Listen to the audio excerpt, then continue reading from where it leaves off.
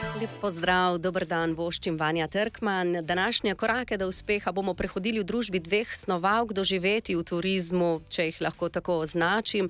Martina Alma in Milena Peterc sta danes z nami. Dober dan in dobrodošli. Dober dan. Pozdravljeni. En čisto kratek uvod. Martina Alma, lastnica Vile Alme Vista in galerije Alma Medana. Pravzaprav bdite nad vsem poslovanjem, nad vsebino v vašem družinskem podjetju Edi Simčič, vinarstvo, pa še za vse segmente, ki so povezani z birokracijo, stiki z ljudmi, pa še kaj bi se našlo, kaj ne. No, z nami je tudi Milena Peterc, z posestva Peterc, z Kojskega. Ste tudi, lahko rečemo, snovalka inovativnih doživeti, kar tako sem vam eno znakico nalepila, pa boste že potem povedala, če je v redu. Tako, dela v marketingu ste s pridom uporabili, ko sta z možem sklenila obrniti nov list v življenju in se usmerila v butični turizem. Vaju dve pa je nazadnje, verjetno ste že pred tem sodelovali, sklepam, združila platforma Slovenija Luxury Stay, kjer povezujete v bistvu vse ponudnike luksuznih namestitev, ne le v regiji, pač pa tudi širše. Nam lahko malce opišete ta novost, kaj sta želeli z njo doseči? Ja, hvala za besedo. Res je, to je samo nek, bom rekla, začetek ene večje zgodbe, ki se res začne v Goriških brdih. Moramo poudariti na tem mestu, da nas je kar 9 pogumnih, bom rekla, pionirjev, ja, združilo moči, ugotovilo, da v nekem trenutku res rabimo se združiti tudi na neki drugačni platformi. In če jih lahko tudi v tem trenutku naštejem, to je hiša Jaquin, Vila Eva, Vila Zerov, Vila Vajta, Peterc posestvo, Vila Alma, Larija, Taverneta Estate in Fana Estate. Torej vsi so trenutno smo vsi v Brdih, ampak to je samo nek začetek, bomo prav gotovo še se širili tudi v samih Brdih. Je pa res, da je naš cilj povezati to vrstno butični turizem v celi Sloveniji. Namreč dobro vemo, da smo povezani veliko močnejši, veliko boljši, zato je resnično cilj, da povežemo Slovenijo. Ja, dodala bi, da verjetno so vsi že opazili, da imamo združenje glampingov, imamo združenje ponudnikov turističnih kmetij, imamo združenje kempov, nimamo pa še združenja ponudnikov butičnih namestitev. In ravno teh je vsako leto več. Vedno več odličnih zgodb se rodi.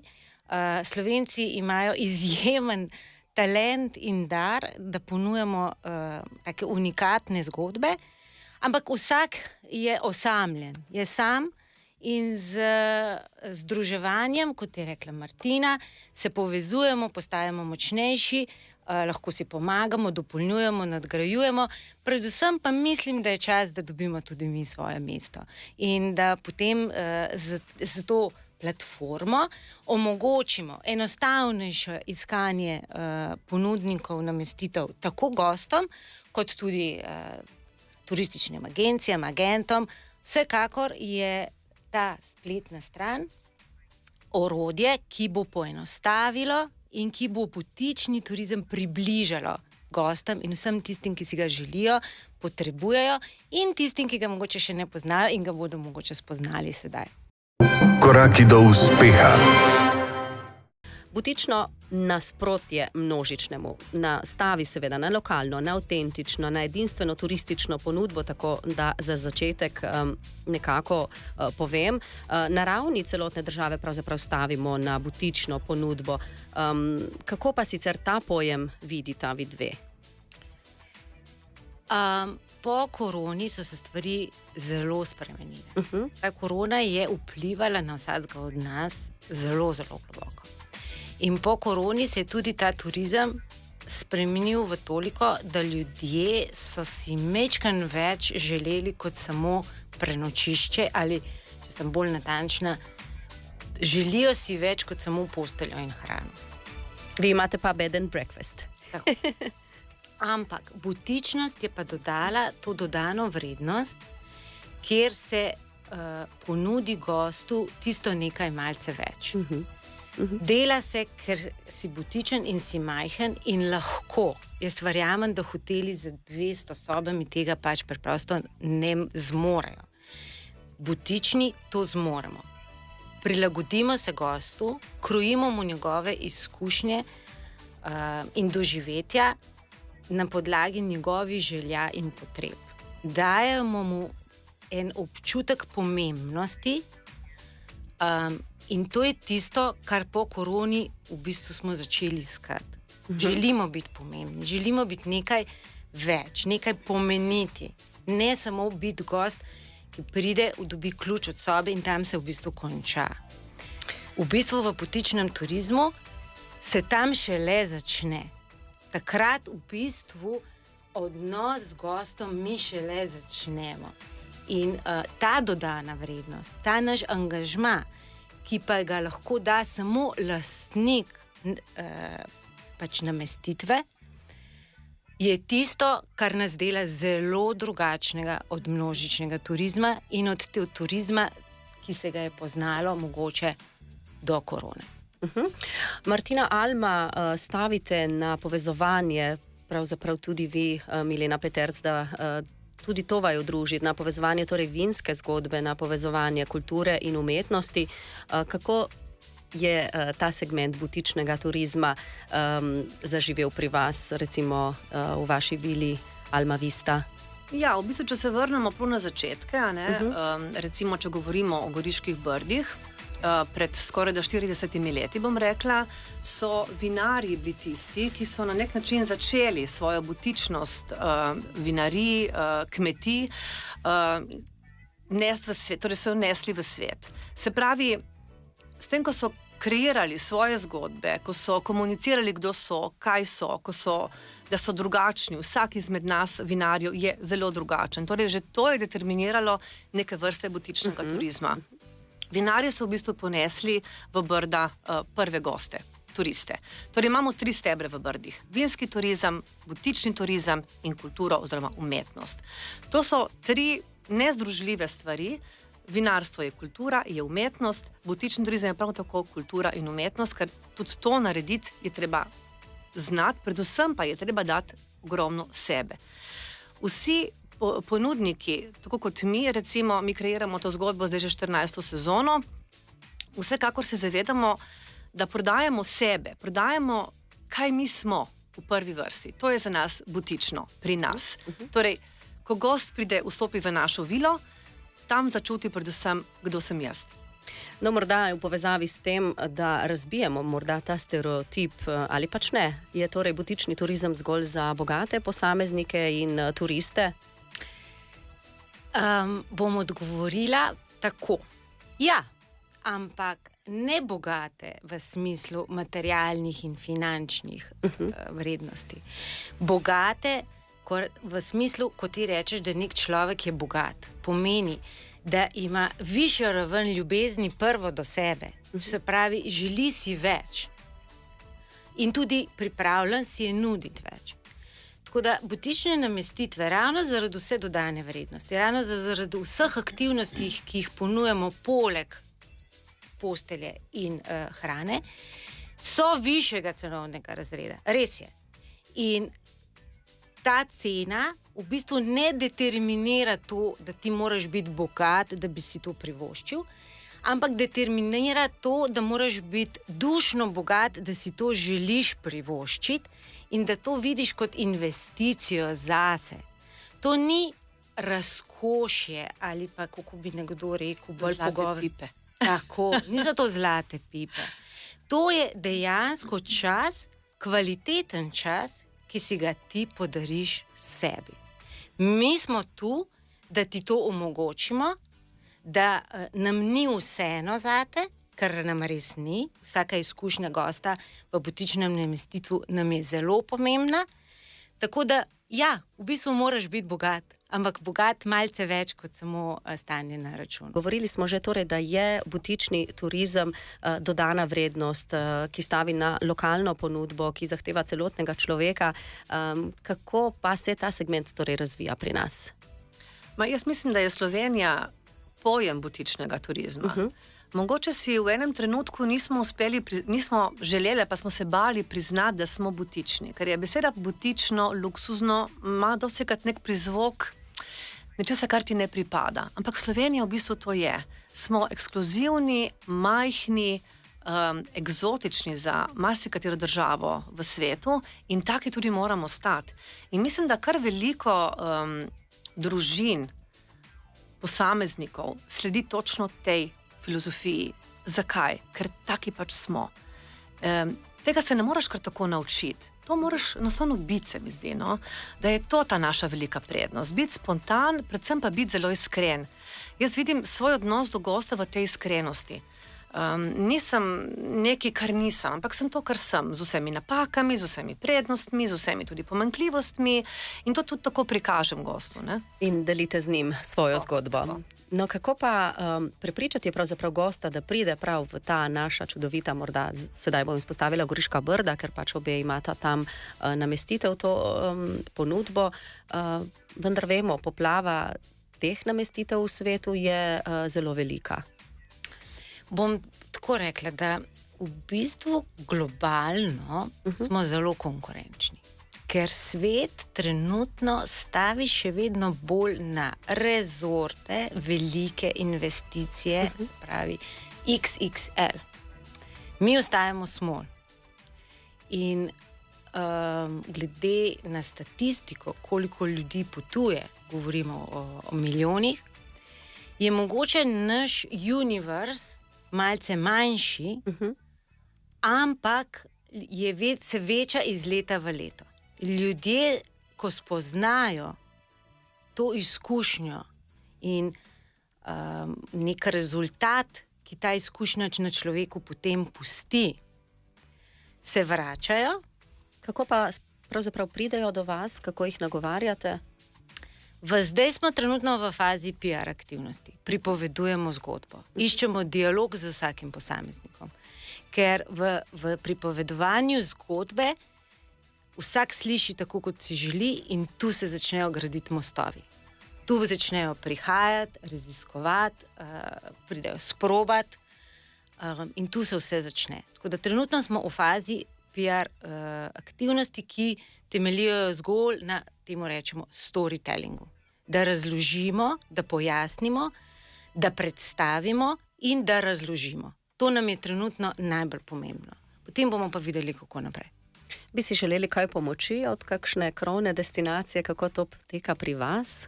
Kako slišijo vaše gostje? Prav gotovo, vse brez tega tudi nas ni, ne? In tudi brez nas njih ni. Tako da je ta pač pot komunikacije nujna in tudi edina, ki nas v bistvu dela žive in nas ohranja pri življenju. Ja, se trudimo, mislim, da destinacije kar sledijo temu, kar počnemo, vsekakor pa nikoli ni dovolj in vedno smo lahko še boljši in še bolj uspešni in tudi še bolj povezovalni. No, v začetku sem omenila, da ste soustvarili spletno stran Slovenija Luxury Stay. Koliko je še teh namestitev potencialno v Sloveniji, ki se lahko pridružijo? Ravno zdaj bo pokazatelj ta spletna stran, koliko zares jih je. Ne? V bistvu vemo, da jih je veliko, spremljamo zgodbe, ki se predstavijo in nas prepričajo in jih je kar nekaj v celi Sloveniji. Zdaj, ko bodo zbrane, bo pa dejansko pokazatelj, kako bogata je Slovenija s to ponudbo. Tako da mogoče zdaj trenutno začenjamo z 9, ki jih je Martina poimenovala in izpostavila, ravno zato, ker smo še v fazi učenja in želimo, da prvo leto se posvetimo doma, da lahko potem dejansko smo še boljši, ko nagovorimo še sosede. Tako da počakajmo, da ne bomo obljubljali, ne maramo poti, kjer se obljublja. Bomo raje vas prijetno presenetili in se ponovno vrnili vam povedati, kako je.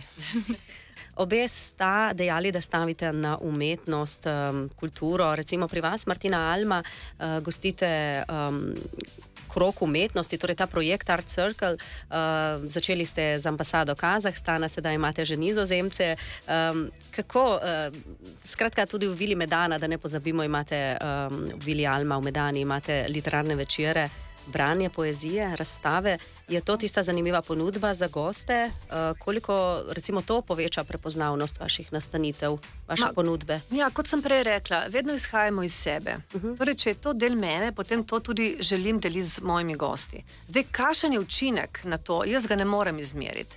Vem pa, da se jaz lahko ob temu počutim dobro in da vem, da sem dala vse to, kar premorem. Vsekakor umetnost je tista, ki je ena res velika dodana vrednost. Tudi gosti, mogoče, ki niso toliko podkovani v temu, odkrijejo lahko v temu, da tudi to jih mogoče veseli. Predvsem pa, ko se srečajo z umetnostjo, se lahko nekaj novega naučijo. In če si ti radoveden gost in absolutno kot butični gost si radoveden gost, je to nekaj, kar ti odpre neke nove tudi tvoje notranje svetove. Tako da umetnost definitivno ja. Tudi umetnost, ko sem prej rekla, je eden izmed 3 ključnih stebrov turizma v Brdih. Namreč že več kot 20 let, lahko rečemo, se umetnost zelo močno pojavlja v Brdih.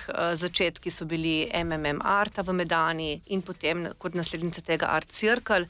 Danes imamo, lahko temu rečemo, 13 majhnih galerij, plus 2 večji v Gradu Dobrevem in v Vili Vipavže. Tako da Brda definitivno in ne samo Brda, tudi druge destinacije vinske postajajo in to so že tudi kulturno-umetniške destinacije. Ja, seveda, vino in umetnost in kultura so tudi del vašega DNK-ja, imate zapisano prav na posestvi Peterc. Nič ni bolj stimulativnega kot morda en kozarec rujne kapljice in kakšen pogovor o poeziji, umetnosti. Kako pa se vaši gostje, recimo, kako iščejo taka doživetja? Ko govorimo o umetnosti, je umetnost, jo mi vidimo tudi skozi prizmo umetnost življenja. In ko govorimo o kulturi, jo pri nas na posestvu Petrc vidimo tudi o kulturi preživljanja prostega časa, kulturi pitja vina, kulturi branja, zato podpiramo močno branje. In naše sobe so, ene sobe imamo s televizijo in druge sobe imamo s knjigami.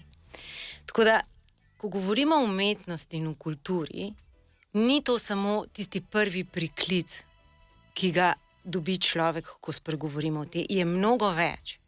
In tudi to zajemamo in to je tudi tisto, kar smo prej govorili, kar bogati človeka in kar mi potem rečemo, privabi bogate goste. Ne? Bogate v smislu, da jih umetnost zanima, da je kultura del njihovega življenja, ker si tako želijo in izberejo. In zato, ker nekje sem prebrala, da brez kulture in brez umetnosti je življenje strašno enolično in dolgočasno. In z umetnostjo in kulturo, o kateri je spregovorila Martina in katero dopolnjujemo pri nas na posestvu Petrc, bogatimo človeka in skozi to prizmo privabljamo ljudi, ki jih to zanima in ki jim to nekaj pomeni. In to je potem tudi naš pravi bogati gost. Ja, tukaj je tudi še veliko potencijala na področju vinskega turizma, namreč sami ste uvedli nekatere, bomo rekli, produkte, čeprav ne maram te besede preveč, ampak recimo posvoji trto ali pa delo med delo v vinogradu, nekaj podobnega. Skratka, tukaj je še ogromen potencijal, veliko možnosti. Poglejte, redko kdo ima priložnost spoznati, kako vino priteče v kozarec.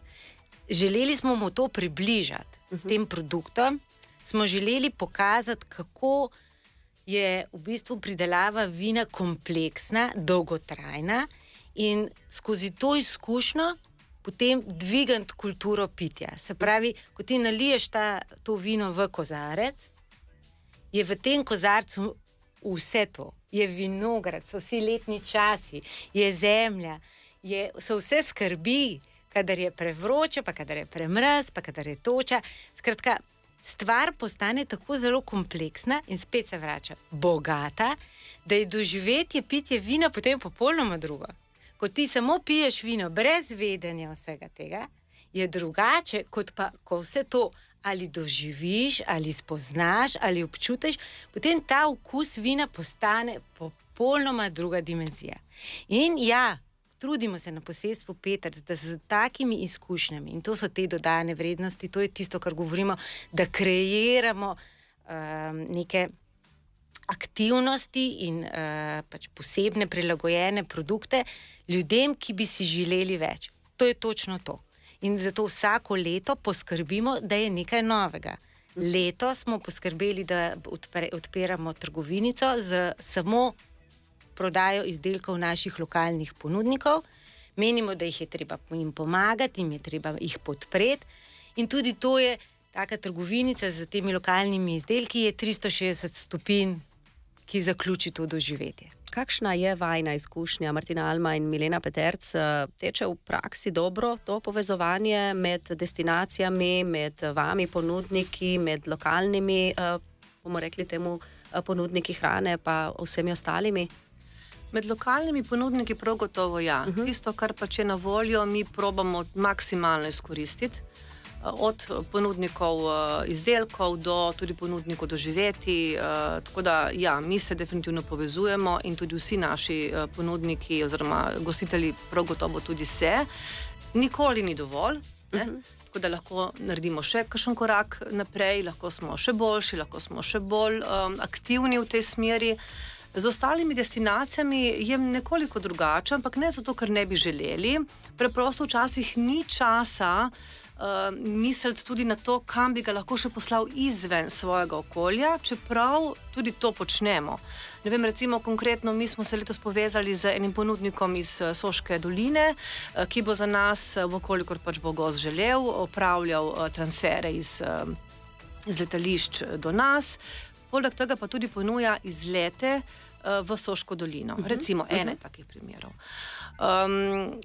Prav gotovo je, ne vem, recimo mi tudi sodelujemo z sirarji iz Bovškega, iz sirarji iz Vipavske doline. Skratka, jaz razumem lokalno in predvsem gost razume lokalno celo Slovenijo.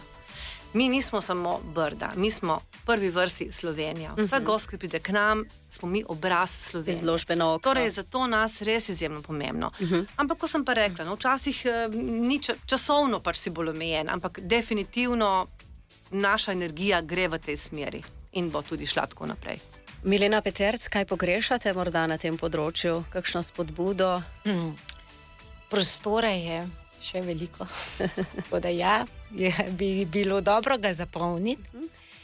Ko to govorim, mislim predvsem tiste mesece, ki so izven sezone, kjer bi potrebovali malce pomoči, mi ponudniki, da pritegnemo in opozorimo nase tudi izven visoke sezone, se pravi, govorimo tam od poletni meseci. Od Martinovega do Velike noči imamo še veliko prostora. Pauzo. Ja. So pa to meseci, ki so sedaj se spremenili, tako da so zelo lepi. So jesenje za sončnimi zahodi absolutno dih jemajoča. Meseci prve pomladi so za kolesarje mnogo prijetnejši kot pa avgustovske vročine.